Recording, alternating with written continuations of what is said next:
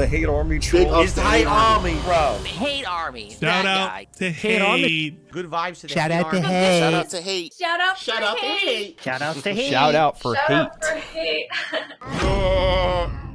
Let's now do a little segment that I like to say is my favorite segment of the show. I would like to think that it's your favorite segment of the show, because you tell me that it is. It's a segment that I like to call DSP News, and during this segment, we talk about news. And the one big piece of news that we have to discuss today is the Rockstar leaks. And these leaks are based off of the fact that a hacker hacked Rockstar about a year ago. It was that same kid that I mean, he's not a kid anymore. I think he's 18 now. But basically, this is the person who hacked Rockstar and leaked all of those assets for GTA 6 all over the internet. And now it just dumped like all the data. Like the data had basically been mostly hidden, but now it just leaked. Okay? So you ready for this? Grand Theft Auto's 5 source code that was stolen by the GTA 6 hacker was leaked. So the entire source code for GTA 5 is apparently on the internet. Alright? This code showed something called Rockstar's Rage engine, which I believe is their graphical engine or whatever the games are running on. So that's been leaked on the internet. It showed an early version of the GTA 5 map, which is very different from the one that ended up being the final GTA 5 map. That's kind of interesting, right? It actually showed, get this, Bully 2. It confirms 100% that Bully 2 was in development. It actually was being made. And they canceled it. Okay? It also showed that GTA 5 had a series of DLCs planned for it. All single-player content. Okay? Including a DLC called Agent Trevor that ended up becoming the Doomsday Heist in GTA Online. A prologue DLC that was going to be a full North Yankton expansion explaining the backstory of Michael and Trevor and their criminal group as they were basically planning that big bank heist that opens up GTA 5. Liberty 5. They were actually going to have a Liberty City expansion for GTA 5 where characters go to Liberty City and have missions and stuff going on in Liberty City.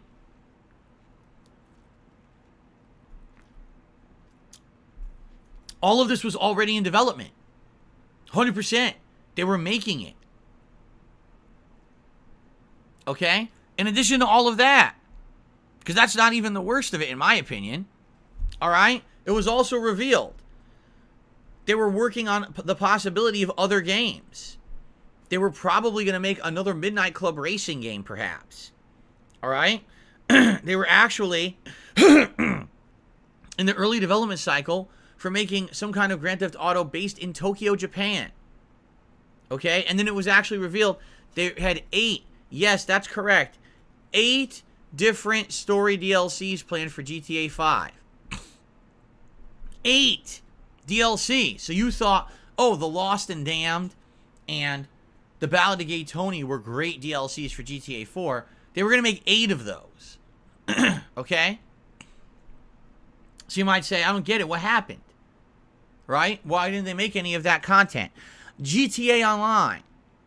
Because there's all this evidence that basically when GTA Online essentially started printing them money, they never saw that happening. They thought GTA Online would have some kind of success, but that it would be kind of a side project for a side group of developers to work on, and then all their core developers would continue to make the great single-player content that had always been the staple of Rockstar games. But when GTA Online started becoming so popular and had all these people playing it and dumping money into the microtransactions, they rerouted some efforts. And then when it got bigger, they rerouted more efforts, and they rerouted more efforts. In fact, it's rumored that the only reason that Red Dead Redemption 2 actually did come out is because it already had been further in development than any of their other projects. So essentially, for them to pull the plug on Red Dead Redemption 2 and say, just work on GTA Online, would have cost them more money than it was worth. They already had too much time and money invested in it at that point, you see? But basically, if they had had their way, they would have literally just canceled every single possible thing that they were working on at that studio and only made GTA Online content because it was making them so much money. This is a classic case of where art essentially suffers because of commercialism, profits, right? Because when you really look at video games, yes, absolutely, they're supposed to be products to be sold for profit. We all know. I mean, that's how they get financed. No one's making a video game and saying, oh, by the way, here, just have it for free because I like making games. Okay, maybe that does exist. Maybe there's some indie games that do that, right? But any of these big budget games, we all know that that's how it works. They have to make money while they're also providing some kind of an artistic experience to humanity, right? Ideally, you want a balance of both. You want something that's an amazing gameplay experience, an artistic experience that's meaningful to society and culture, but also makes money for the company, all right? What ended up happening was GTA Online became so profitable, they literally forgot the fact that they were actually game creators. They didn't care. They were rolling in so much money that they didn't feel like it would matter. They basically, it kind of is the same deal what happened with Epic Games and Fortnite, right? What has Epic Games actually done since they started making money with Fortnite?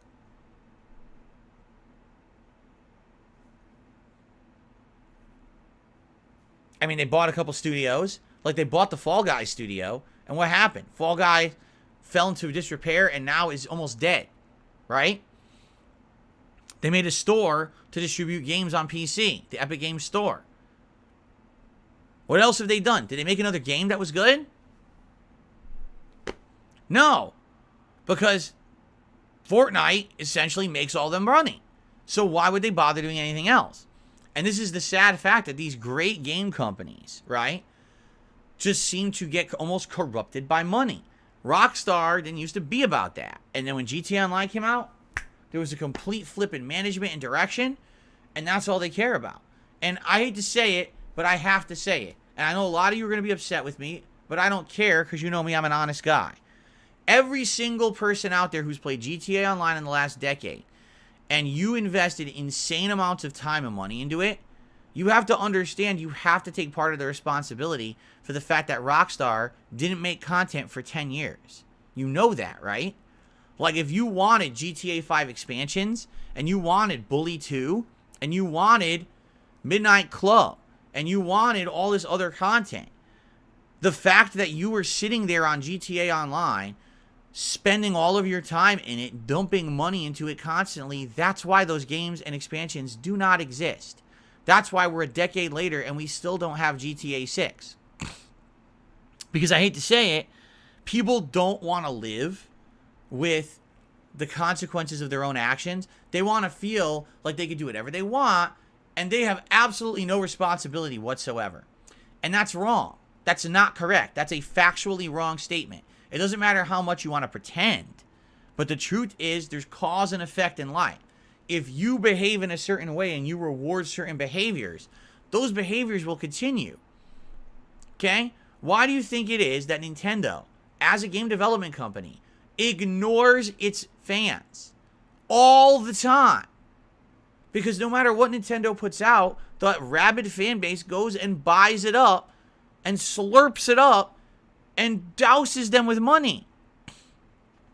For how long do people say, we want Switch Plus, Switch Pro, we want a better Switch because the Switch sucks. The quality is bad. We need a better graphics engine. We need, or a better graphics card in there. We need more powerful processor, more RAM. We want a better screen, better controls. We need to have a Nintendo console that's on par with everyone else. What does Nintendo put out? The Switch OLED. Literally the same exact console with a couple minor tweaks, but you bought it if you're a Nintendo fanboy, right? So will Nintendo ever listen to your feedback? No, because they know that you're basically gullible. You'll buy whatever. Because of the purchases decisions of Nintendo fans, Nintendo will not listen to fan feedback. They know that people will still spend no matter what, so they don't have to listen. It's the same thing with Rockstar. Directly through people's actions for a decade, what Rockstar found out is that it doesn't matter what they make. They just have to make stuff that prints money, and people will keep coming back. It didn't matter that they didn't make GTA 5 expansions. It didn't matter that they dropped all their other franchises that they had in development. Bully 2 would have been amazing. And they were like, oh well, since people are going to pay us for this other stuff that's easy to develop, might as well just keep making the easy to develop shit and rolling in our money. And that's literally what they did for 10 years. And everyone's like, gee, I wonder when the next game's coming out. And then they would boot up GTA Online and buy another car.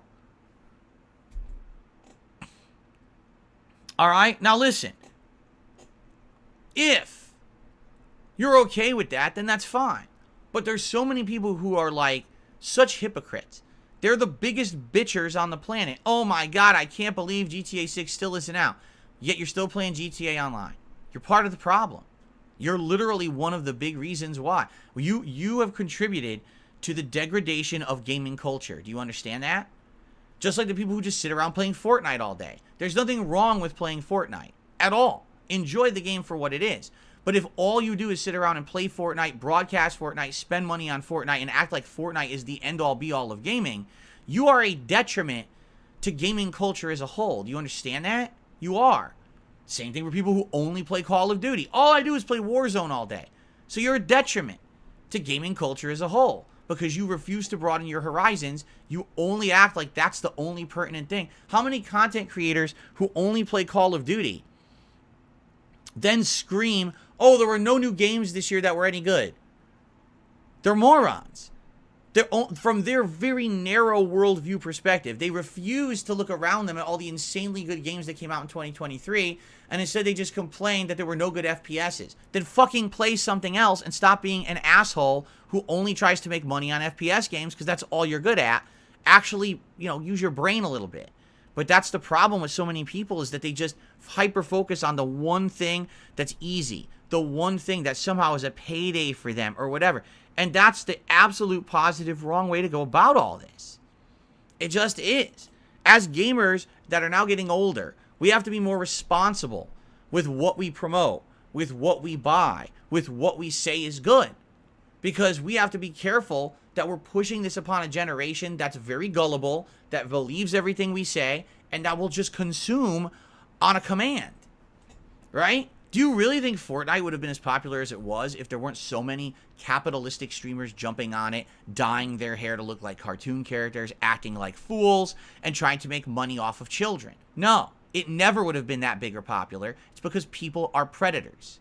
All right? Same thing with GTA Online. This is a thing. It was an online community of people. At first, it made sense. Then all of a sudden, you get people who are constantly streaming, the role-playing, this, that. Everyone's got to buy this car. Everyone's got to do this heist. Everyone's got to... It becomes an online culture, a predatory culture. And next thing you know, all people care about is what people are telling you is good, rather than actually looking past that. Say, wait a minute. It's been 5 years. Why is there no content coming out from Rockstar yet? What is going on?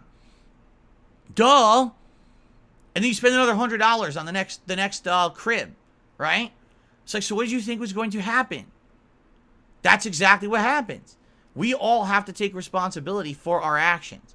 Me as a content creator, I try to cover a variety of stuff for you guys because I feel like that's the responsible thing to do, and to tell you honestly what I think about it, right? When I played GTA Online at first, I did not like it. I played it again. I did the first heist, and I actually thought the first heist was decent, but I wasn't in love with it, and I was like, I could see the potential, but I could also see how this is a huge time waster. It reminded me of like those virtual online communities like Second Life. Or old, remember PS Home? That's what it reminded me of. So how the fuck did it become so popular? Because of content creators. That's why. If there was no generation of content creators to tell you that this very, very drivel level shit was good, no one would be playing it. People would have played GTA Online for a year and dropped it and moved on to the next thing. But because you get this entire online community of content creation and pushing it for profits and getting paid to shill, that's why we are where we are. That's why we haven't had a good Rockstar game in 10 years, besides Red Dead 2, which was good, but that was already in development. Everything else was dropped because of this. And that's fucking pathetic. What's going to happen is gaming culture, sadly, is going to become a situation where the only games that anyone plays are the ones that make the most money, regardless if they're actually good, regardless if there's a good story, or anything like that. How many games out there have terrible stories, but people are playing the fuck out of them anyway? Why? Oh, it's addictive. Yeah, but is it addictive because you actually like the gameplay, or because everyone's playing it online and you want to be a part of that community too? And I get that. But you have to understand that that's a slippery slope that you don't want to go down, because if everyone just plays games because they're popular, that's when everything becomes shit. We have been saying very recently about YouTube, we just talked about this on my React show recently, did we not? That why does everything on YouTube seem fake and the same? Because YouTubers have found a way to create produced content that's completely fake but follows the same formula. And everyone watches, digests it, and these people become millionaires making that garbage content. But people are too fucking dumb to realize what they're watching is fake. They think it's good, real content, and they continue to watch and support it because they're stupid. And we have a growing population of people on Earth that are dumb and just believe everything they're told. They don't realize they're watching a paid advertisement when they're watching a product placement in a video, or someone being paid to play a game, or paid to advertise a game in a possible way. You know what I mean? Like, this is bad. People need to wake the fuck up. GTA Online is currently the textbook case. Now that we have this data, this concrete data, that Rockstar was going to make all these great artistic works in games, and they were all canceled because people wanted to play drivel for 10 years. That's bad. We need to actually use this as the case example to say we have to stop this behavior. It's not just about what's popular for money anymore. It's actually about improving fucking people's brains and humankind. And remember when games used to be challenging and fun and different, and you get a meaning out of you played a game? Now you play a game, it's like you're just fucking around, man. Right? Oh, I turned on GTA Online today. I fucked around. I dropped some money, by the way, but I fucked around in it. What the fuck? Then you'll never get anything good. And it's the same thing with Warzone, all these repetitive, nonsensical games that are just gaming for the sake of gaming to feel like you're part of this big thing on the internet now. Enough of this shit. It's time to grow the fuck up and grow some brains for ourselves and actually start acting like responsible humans rather than just going with the flow and being like a cow chewing your cud or a sheep following a fucking mentality that everyone tells you to have because they make money when you do. Why do you think they tell you that? I have skipped Grand Theft Auto Online for the most part. I played it at launch, and I played the first heist, and that was it. That's literally the extent that I played GTA Online. Did I miss out on anything? Can you name one thing that happened in GTA Online in the last 10 years that was so culturally important for gamers as a whole that the fact that I didn't play GTA Online that I really missed out? Name one fucking thing.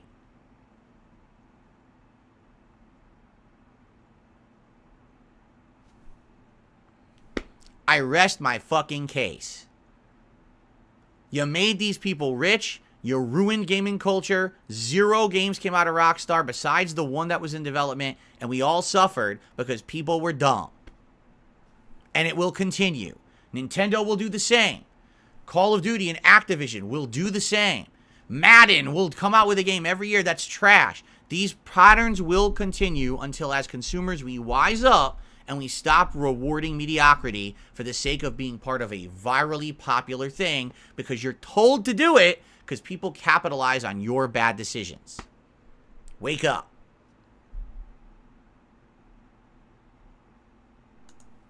I clicked the wrong thing. Son of a bitch. Okay. All right. I said my piece on this.